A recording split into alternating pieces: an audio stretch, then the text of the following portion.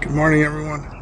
So as you guys know, I'm on my third attempt, and it's kind of funny because when I started my second attempt, the weather was so nice, and then like the very next 2 weeks, the weather went crazy. Like it was 110, 111, 112, 115, and I thought we were really pretty much done with the whole heat thing, and clearly we were not. But today the weather seems to be nice. I'm hoping that now we really truly are out of the heat, and that we start getting some nice weather going forward, because I gotta tell you, man, the last couple of weeks they were rough. Anyway, here we are, third attempt, getting ready to go for my run this morning. Thank you so much for following and witnessing this transformation. It really means a lot to me, and I will see you guys when I get back. Alright guys, let's talk about this run this morning. 3.25 miles. This is my third attempt. What that really means is that 2 times now I have had to reset the clock. And you might be wondering, why is he smiling? And the funny thing is that I had a realization. Now before I get into my realization, I want to share something with you. The second attempt, when I went for the second attempt and I had to reset the clock, I stopped running. I stopped running for almost a week. 4 or 5 days I didn't run. And I was kind of bummed. I was in my head like, why am I? This is the second time. I didn't even get as far as the first time, so it was bothering me, right? And then I remembered, well, what am I doing? I'm always talking about fail fast and fail forward, and just get back on the horse and get going, right? And so I started running for my third attempt. 365 days without taking a day off. And one of the things that I realized is that as I started running on my third attempt, I realized that I'm not running 1.5 miles. I'm not running a mile. I'm running 3 miles. I ran 3.25 miles this morning. So the transformation is already happening. It doesn't matter if I'm on my third attempt, because the objective is to challenge yourself for 365 days of doing something without taking a day off, so that you can grow, so that you can better yourself, whether it's reading a book, whether it's running, whether it's doing push-ups for 10 minutes every day for 365, whatever it is. It doesn't matter what it is. The challenge is so that you can have a transformation. It's a transformation challenge of 365 days without taking a day off. And so what I'm realizing is that maybe the challenge of 365 days is really a challenge that makes, and I said it in the beginning, it's about making it so that you just run. It just becomes something that you do every day, so that you become this person who's in better health, right? And the whole idea about this running is for me to become that person that's in better health, so that I can have a longer life that I can share with my daughter. And I want a couple of things. When I was running today, I was listening to David Goggin, and David Goggin was talking about all the negative stuff that people post about him, like comments or whatever on his videos, and he records these tapes and he listens to them, and it gives him fuel to push himself harder, right? He uses it as fuel to push him to go farther. And I often said that these videos are for you to take whatever you can from them, and to hopefully motivate you to do something good for yourself. But I also have mentioned how one of the things that makes me so excited about these videos is that this is a depository of videos that I'm leaving behind for my daughter, where I leave these life enlightening messages that I or ideas that I come in my head, right? And so I wanted to share something with you, because when I was listening to him, I started thinking, how cool is it? I haven't had any negative posts. No one has sent me a negative message. I haven't gotten any negative phone calls from anybody, and I thank you for that. The people that have reached out to me, they've actually been positive and encouraging, right? They might laugh and say some things like, dude, this is crazy. You're out there in Arizona. It's super hot. You're running every day. That's insane. But it's not negative. It's usually followed with, I need to start doing something like that, man. You get me excited with these videos. I want to start doing something like that. And there's been a couple of people who have actually started doing, they haven't shared the videos with us, but they have started their own 365-day challenge. And it's awesome to kind of see that, right? To kind of get that camaraderie within people that are watching these videos. It's super awesome. And it's exciting to me. But I kind of started thinking that, this particular message, I'm going to tell you, I want you to get as much as you can out of it. But I want you to know that this particular message is for you. This is this particular message is for my daughter. This is for you, baby. This is for you and everybody who watches it, but I want you, daughter of mine, to really listen to this and let this soak in. Like, really take this into your mind and really make it a point to come back to this video periodically in your life and listen to it again. Because something happened today when I was running. Listening to how he deals with his negative comments got me thinking, what would I do if somebody was posting negative comments on my feed, or if somebody was giving negative comments on my Facebook or something? And you know what's really interesting? It's easy. It's easy. Delete, defriend, done. Whatever. Right? It wouldn't bother me. I would just simply, whatever, that person has a negative opinion. It's a reflection of what their life is like, and I'm sorry that your life is that way. Click delete. It's done, right? But what happens when it's somebody who's close to you, somebody whose opinion you value? That's a whole different ballgame. And unfortunately, it triggered me. It took me back to a place many summers ago. When I was in my early 20s, many summers ago, I was pursuing acting. I wanted to make movies. I wanted to be in front of the camera. I wanted to you know, be in the movie theaters and things like that. And so I was auditioning as aggressive as I could be at that time, and I was taking theater workshops and going to theater school and really just trying to shape myself.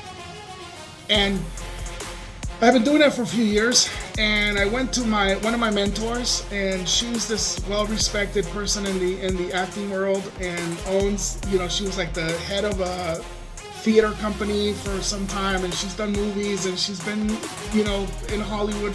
She's been active in the Hollywood scene for some time. And I went to her and I said, you know, I'm thinking about moving to LA.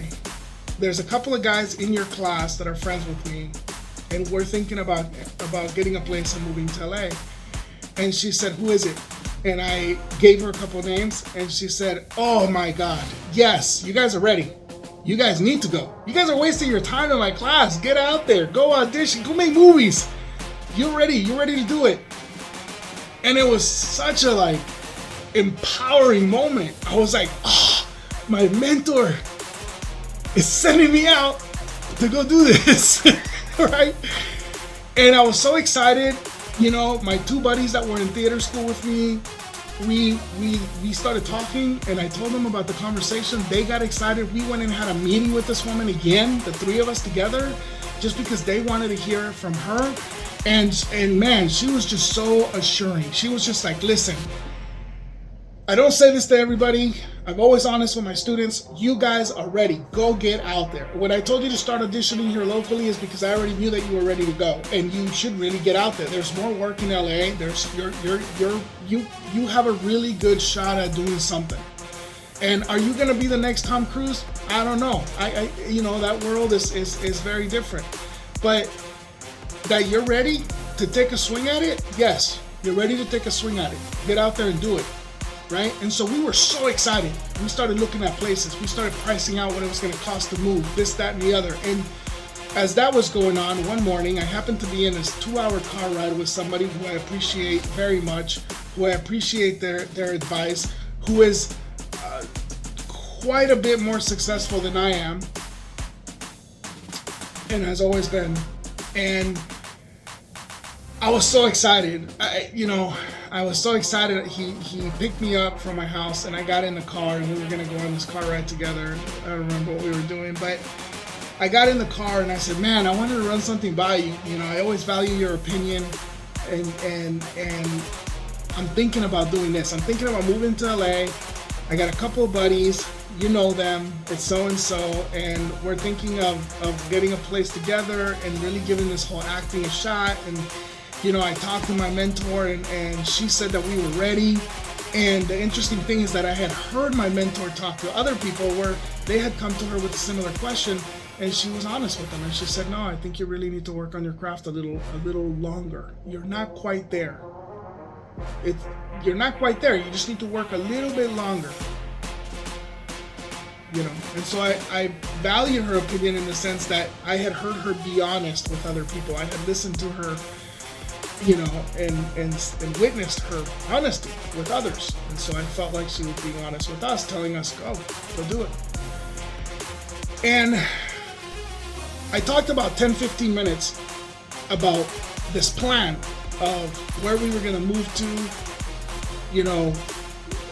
what we were going to do the first few days we got there, how we were going to, where we were going to, connections that we were getting from our mentor to try to tap into certain networks and whatever. And about 10 minutes into the conversation, this person said, if you're going to do it, do it.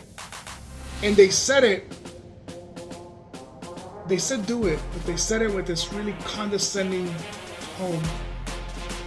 If you're gonna do it, do it. But I gotta tell you, you always have these castle in the sky dreams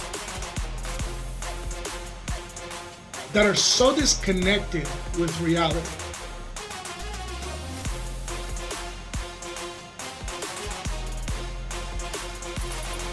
When you were lifting weights when you were younger, you didn't go to the gym to be fit. You went to the gym because you wanted to compete in bodybuilding.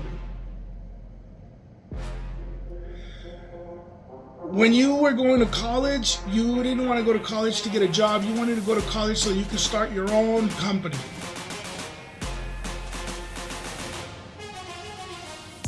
The reality is that people get a job and they work and they focus on getting promoted and they climb the corporate ladder, and they're responsible. And I think that you really need to understand that what you're talking about is, you're talking about taking off to some city where you don't know anybody to chase this castle in the sky dream, where, by the way, 1 million people a year go there, and 999,000 of them become servers. They become professional servers, and a large percentage of them end up picking up a drug habit. That's what you're shooting for.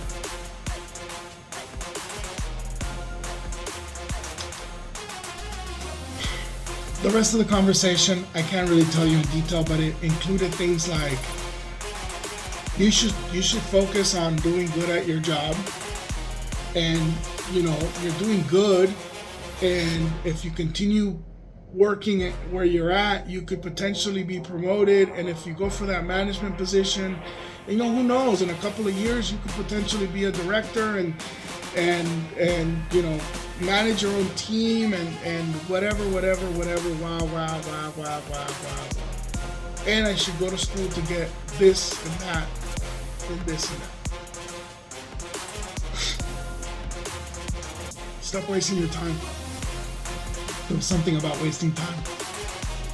You're not a kid anymore. There was something about not being a kid anymore.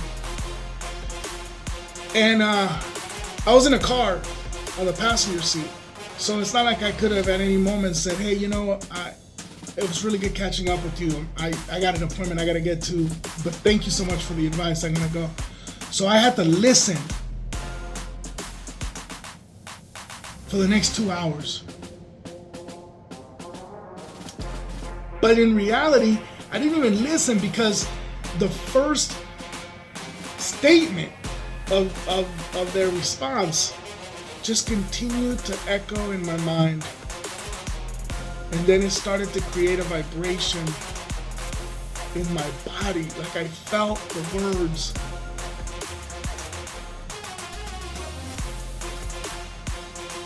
Castle in the sky dreams that are disconnected with reality.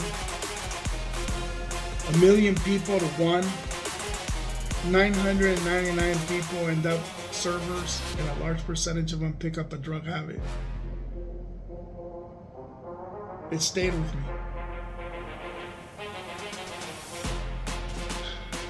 As much as I didn't want it to,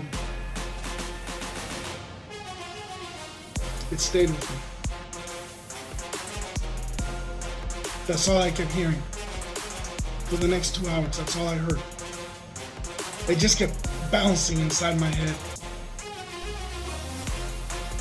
The next day I woke up in the morning and I couldn't help it. It was still there. It haunted me.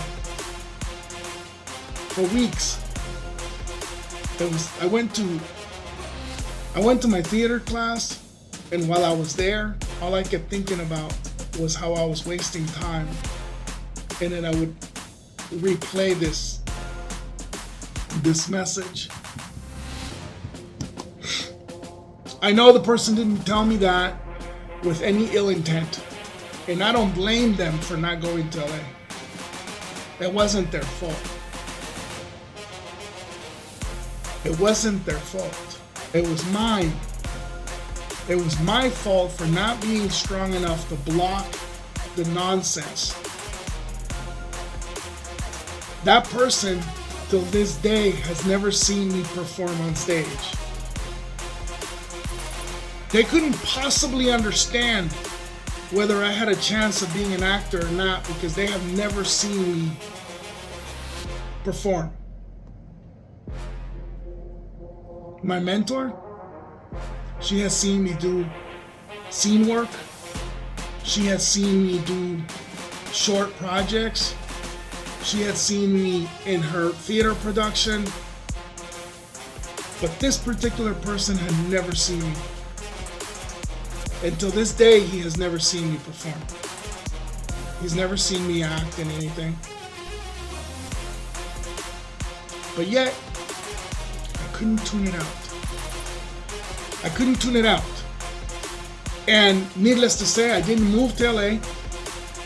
Within a year after that conversation, I stopped auditioning. I didn't even finish my last theater class. I dropped out of the class. I didn't finish that quarter or semester or whatever 3-month period that the class was going for. That module, I didn't finish it. I ended up leaving the class. I stopped auditioning completely within a year of that conversation.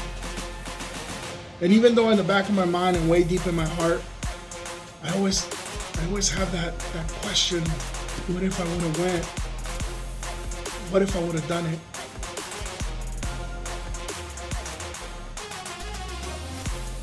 I don't know. I don't know. And so, I'm recording this video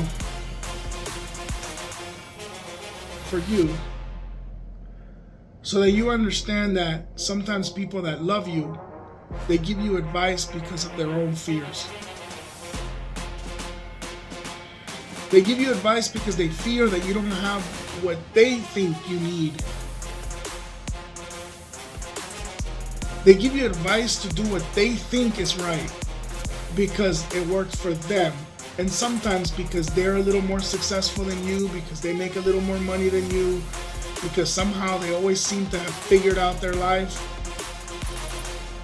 You can't help but to take their advice and take it to heart because you value them as a person.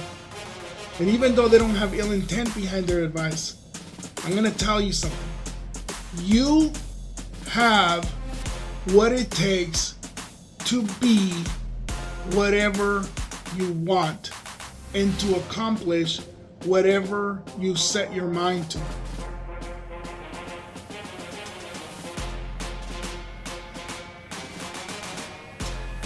You have what it takes because your mission was not given to you by the person who was driving the car when you were in the passenger seat. My mission and my dreams were given to me by my Creator. And only my Creator knows what He put inside of me.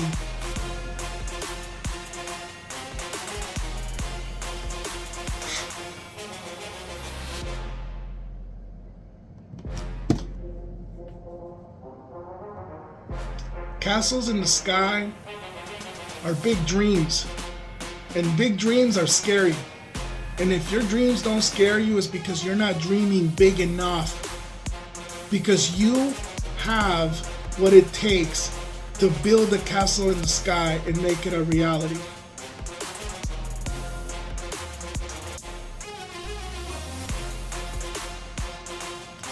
I wish somebody would have told me that.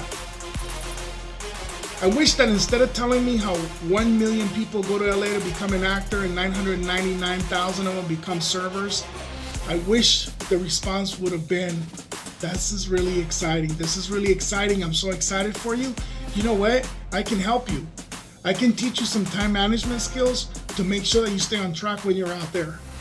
I can call you once or twice a week and check in with you and see how many auditions you've booked. And we can set up a project around this. We can treat this like a project. And I can take all my project management skills and I can help you build projects around your auditioning, and I can help you set up this plan so that to make sure that you're getting the best out of what you're doing out there.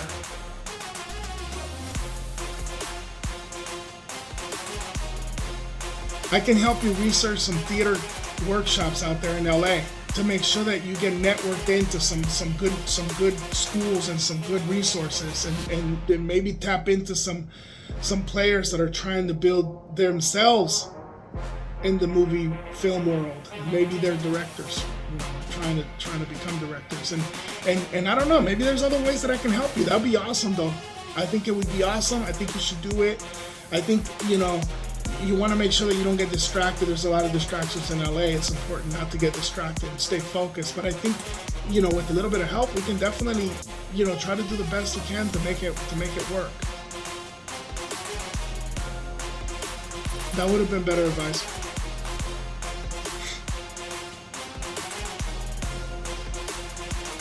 But ultimately, it's not your fault. It's not their fault. Nobody's fault. When you don't do something that you dream about, when you don't do something that you want to do, you are responsible for that decision. And if you base that decision on other people's opinions, you're still responsible for that decision. And if you made that decision based on your research, well, you're still responsible for that decision. Whatever decision you made, you're responsible. So I'm responsible for the fact that I didn't move to LA. And ironically, out of my two friends that were going to move to LA with me, one of them, he's making movies today. I mean, he's not Tom Cruise, but he's put some movies under his belt. I'm sure a lot of you have seen his movies, seen him in it.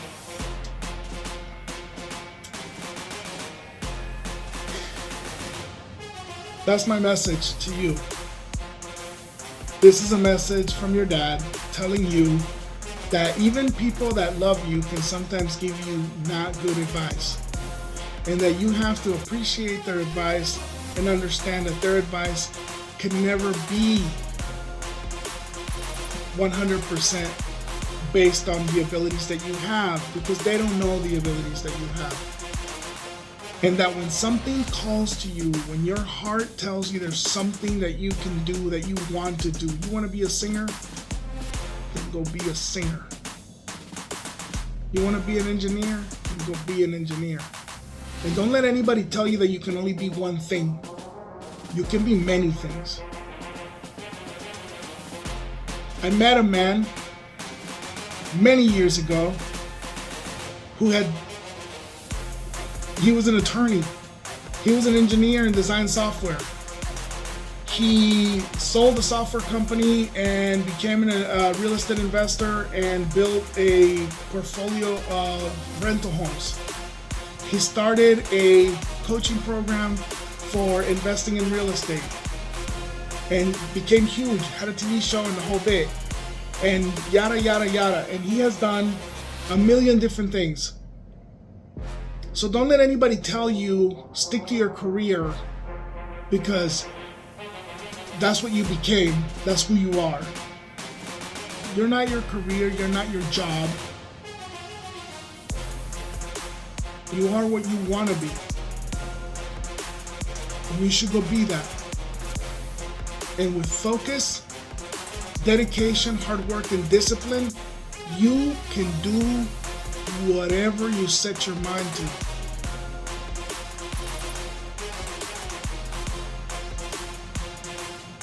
Have a nice day.